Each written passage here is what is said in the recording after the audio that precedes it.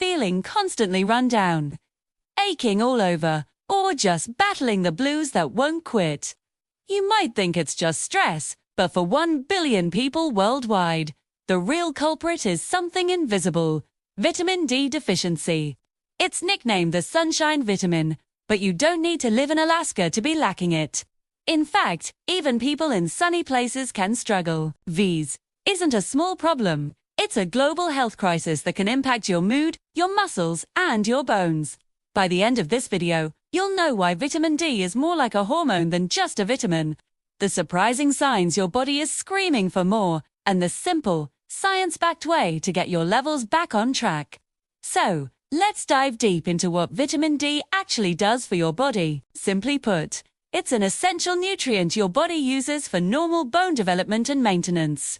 Think of it as the bouncer that lets other critical minerals, like calcium and phosphorus, into the club. It helps your intestines grab these minerals from the food you eat. Without this bouncer, your body can't use those minerals to build strong bones or support healthy tissues. Vitamin D also plays a key role in your nervous system, your muscles, and especially your immune system. It's vital for fighting off illness. Now, this is where things get serious. If you have chronic low vitamin D, your gut stops absorbing enough calcium. This leads to low calcium in your blood. To fix this, your body panics, starts sending a signal: steal the calcium from the only place we know, the bones. Your body is essentially making a desperate withdrawal from its bone bank, which leads to bone demineralization, when your bone breaks down faster than it can reform. This is why vitamin D deficiency is the fastest path to soft, weak bones in adults, a condition called osteomalacia, and in children, rickets. Both of these massively increase your risk of fractures. But you don't need broken bones to feel the effects. Here are the subtle signs and symptoms you should not ignore. First, persistent fatigue, where you're tired even after a good night's sleep. Second, bone and muscle pain, not just post-workout soreness, but a dull, deep ache in your bones and joints. Third, general muscle weakness and cramps that are often misdiagnosed. And fourth, mood changes, like mood swings, or even the onset of depression. Remember, you might not have any obvious signs at all, which is why getting tested is so important. The causes of deficiency generally fall into two categories.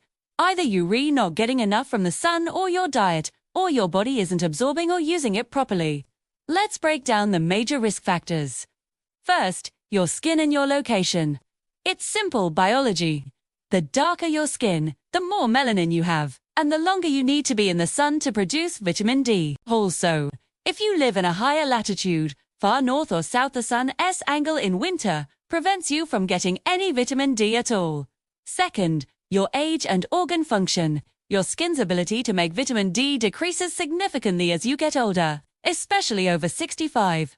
Plus, vitamin D needs a pit stop in your liver and kidneys to become the active form your body can use. Conditions like kidney or liver disease can block this process. And third, your gut health and medications.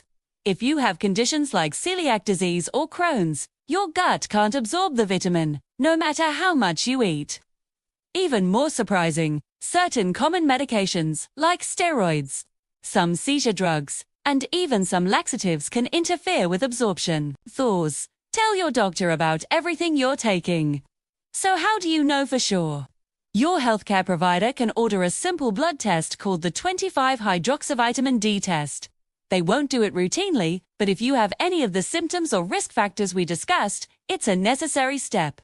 The goal of treatment is simple: get your levels up and keep them there. While you should eat D-rich foods and get some sun exposure, most doctors will recommend a vitamin D supplement.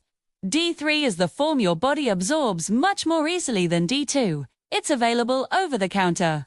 But you must work with your doctor to find the correct dose, as too much can be harmful. The average daily recommended amounts are 400 international units for infants, 600 IU for adults up to age 70, and 800 IU for adults 71 and older. You can boost your intake with fatty fish like salmon, fortified milk and cereal, and egg yolks.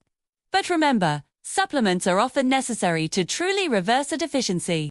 Finally, a crucial warning: can you ever have too much vitamin D? 2. Yes, you can't get toxicity from the sun, but you absolutely can from supplements.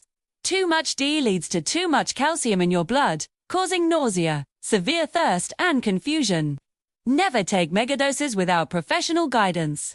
So, here is your one actionable step to take right now. If any of the symptoms or risk factors we discussed apply to you, call your healthcare provider today and ask them to check your levels. It's a simple step that can fix your fatigue, lift your mood, and protect your bones for years to come. If you found this information helpful, please like this video. It helps YouTube show this important health message to more people who are feeling tired and do you know why. I've linked all the key medical resources and dosage information in the description below. Subscribe for more in-depth health guides, and I'll see you in the next video.